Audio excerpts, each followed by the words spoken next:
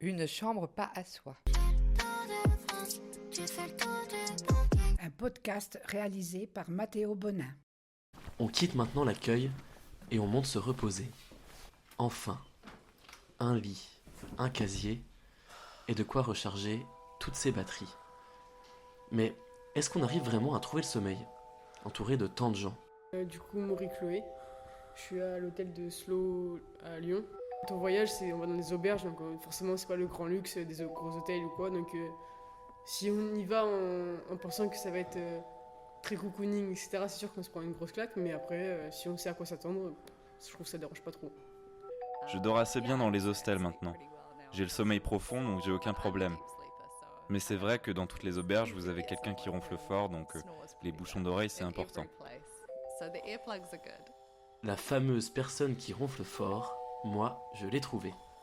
Pour le côté ronflement, je ne peux pas me plaindre, je suis clairement le coupable. En arrivant à la réception, j'ai demandé si ça n'allait pas déranger des gens.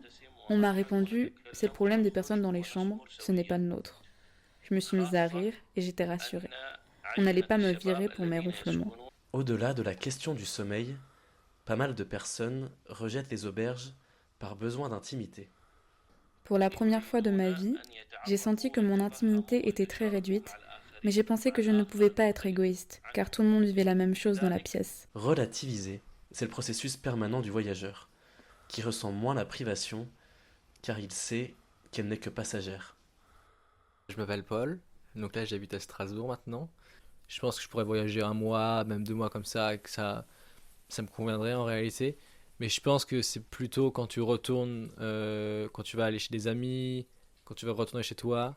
Et là tu vas encore mieux apprécier ton confort, tu vas mieux apprécier, je sais pas, de prendre plus de temps dans la salle de bain parce que tu sais que personne n'attend. Je pense que c'est plutôt ce confort-là qui me manque en auberge, mais en réalité c'est pas un besoin, je peux très facilement m'en passer, ça me dérange pas du tout. L'intimité est aussi une question grandement genrée. Dans un milieu du voyage majoritairement masculin, avec seulement 27% de femmes à la tête d'hostels, selon la Fédération unie des auberges de jeunesse, de nombreux établissements proposent des chambres en non-mixité, pour que les voyageuses se sentent plus à l'aise. Alors moi je m'appelle Louise, j'ai 20 et 22 ans, je viens de Drôme, de Montélimar. Quand les auberges proposent des chambres en non-mixité, c'est toujours cool, pour une fille en tout cas. Et en général du coup c'est ce vers quoi j'irai. Après, je me souviens en fait, par exemple quand j'étais en Argentine, je voyageais seule et c'est qu'au bout de 2 nuits que je me suis rendu compte que dans ma chambre il n'y avait que des hommes en fait. Et si c'était qu'au bout de 2 nuits, c'est que fondamentalement ça me gênait pas, enfin j'étais pas particulièrement gênée. Après il y a toujours un peu ce moment où je sais pas, à la salle de bain, t'ouvres la porte, il y a peut-être quelqu'un, bon c'est un peu gênant quoi, mais c'est pas je comprends qu'il y a des filles qui puissent être très gênées ou même être très mal à l'aise dans une chambre où il y a que des hommes.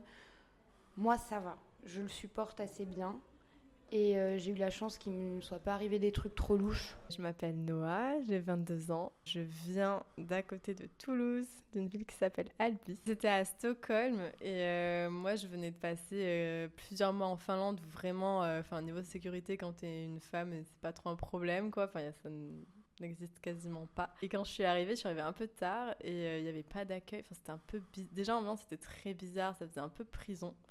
Et j'arrive et il n'y avait que des mecs, donc déjà je me suis dit bon c'est pas grave, moi sur le coup j'ai pas tilté et tout. Et je suis arrivée dans ma chambre et la porte fermait pas. Et déjà là t'es là, ok, il y a que des mecs.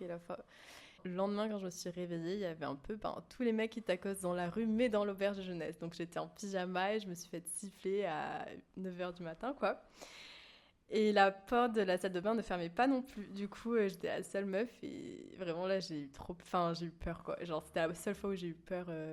Et j'ai trouvé une autre auberge, mais ça m'a un peu refroidi quoi. Et être bien dans son lit, dans sa chambre, c'est aussi une affaire d'atmosphère, de propreté. Et c'est le personnel de ménage qui s'attache à ce que chaque matin, les voyageurs de la veille ne laissent pas de traces. Enfin, ça dépend. Je ne peux pas généraliser. Au début, j'avais des a priori sur certaines cultures ou certains pays, mais non, j'avais tort. Tout le monde peut être sale ou très propre. Il y a des gens qui défont le lit et laissent les couvertures sur le côté pour que vous veniez simplement nettoyer, et d'autres vont juste venir dormir et ne pas faire d'efforts. On a des grandes affiches qui disent « Vous ne pouvez pas fumer, vous ne pouvez pas manger dans les chambres ».